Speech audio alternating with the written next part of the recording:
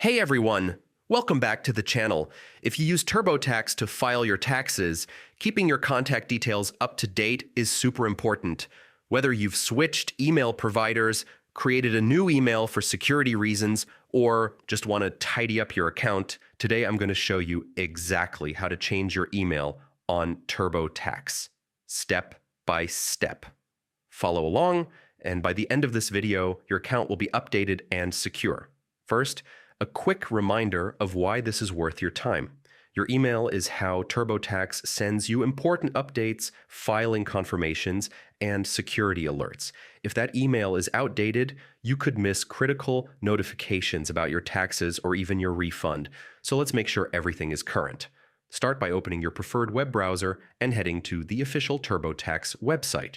If you're not sure of the URL, just search Turbotax and click the official link. It's usually the very first result. At the top right corner of the homepage, you'll see the Sign In button.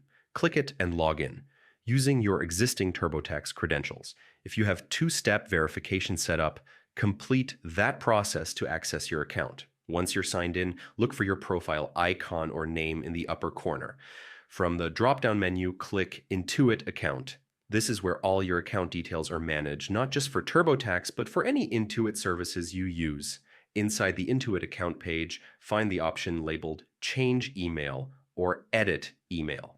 Click it and you'll be prompted to enter two pieces of information: your current email address for verification, the new email address you want to use. Take a moment here to double-check the spelling of your new email. A small typo can delay the process. After submitting the change, Turbotax will send a verification link to your new email inbox. Open that email and click the verification button or link inside. This is a key step. Your email won't officially update until you confirm it. Once you've clicked the verification link, go back to your Turbotax account.